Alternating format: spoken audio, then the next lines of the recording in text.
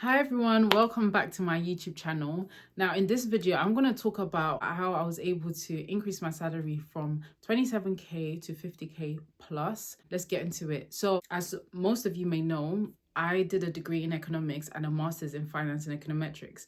I graduated in 2019 and my first role straight out of university was an economic consultant. So it was a graduate role at an engineering company. Now, my starting salary was 27k. At the time, I thought it was a okay salary, and I actually relocated from London to Birmingham for this role. I stayed in that role for a year and 6 months because I wasn't really enjoying consulting, number one, and number two, I wanted the role to be more finance related. Like, I wanted to understand financial products, I wanted to understand a balance sheet, and I wasn't getting that in that role. So I decided to leave that role, and then I applied for a finance role, which was a funding graduate. It was a graduate role as well for a mortgage lender. Now, my salary increased from 27 to 30k for that role. I wasn't too mad about that because I was still fresh out of uni and it was a graduate role, and I just wanted to get my foot in the door to get into finance. So I was in that role for 8 months. Now, I enjoyed that role so much. It was the best move I made. It made sense.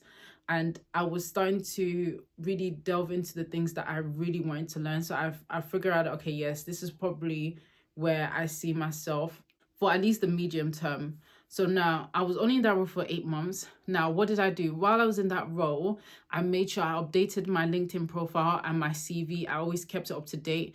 Any projects I was working on, any analysis I was doing, anything at all that I had exposure to, I updated my CV, made it as specific as possible. Anytime you're doing something at work, you want to keep a record of everything you've done because first of all, you want to be able to update your CV accurately and also prove that you have experience and you've gained all these skills and knowledge. You want to be able to prove that not only to a recruiter, but to other employers. Another reason is really important is because when you're actually having interviews, you want to be able to remember exactly what you've been doing in your role. So it's very easy to forget certain things. I was updating my LinkedIn profile and everything, kept it up to date, and so recruiters were able to see everything I had learned and accomplished in my current role at the time. Recruiters were actually approaching me, and I got approached for a role, a treasury analyst role that was based in London. That role was paying 45k, so it was a 15k pay rise. But more than that, because I was now moving back to London from Hertfordshire, because that's where the role was based at the time, I was moving from Hertfordshire to London. So that meant that I could, move back home and save on rent. So it was more than a 15k pay rise for me. And that's what really, really helped me save for my house. That was a 15k pay rise just after 8 months of experience, a 15k pay rise. Guys, this is why I'm telling you need to update your CV and LinkedIn, and you need to be confident, be able to articulate all the skills and experience you have in a role. I was in that role for only 5 months though, and that was just because it was quite toxic. But not to worry, after I was in that role for 5 months, I was able to secure another role. Again, very similar treasury funding analyst space for another mortgage lender. So still within financial services. And I was able to negotiate a pay rise of 5k. So obviously that jump wasn't as much because remember, I don't have a lot. At that time, I only had about 1 year of experience within finance. So it made sense. And that role was remote. So it was a good opportunity for me. I get to leave a toxic environment and also have a pay rise in less than 5k pay rise in less than a year. So it was a win-win for me.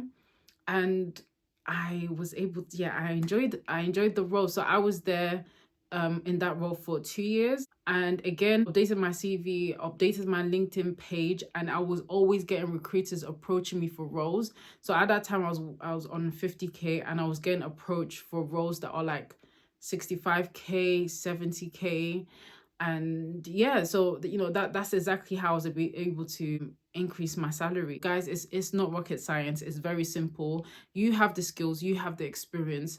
Let it be known. Put it on your CV, put on your LinkedIn, be able to articulate it in interviews, appear very confident. And most people, they think they will do certain duties in their role, and they might not know how valuable that experience they have is. So that's why I always tell people, everything you've learned, put it on your CV. Keep in contact with recruiters. I think it's good to have like a network of people that you know that you can reach out to when there is a need to make that move. Like when you're desperate to then move, you don't want to start looking for, stressing and applying for roles. So keep a network of recruiters, a network within the business, because I have network in my career, and I know people that, I can call up and say, hey, do you have a role that you're recruiting for? You have to be very, very proactive in your career. Don't just sit there thinking things will work out.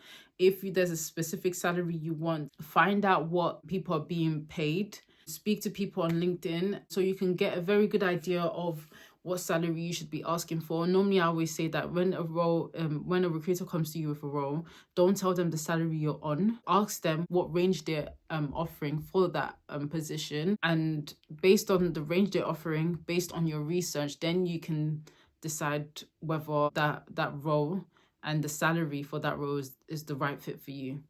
So yeah, that is as simple as that. Let me know if you guys have any questions, and I'll see you in my next video. Bye.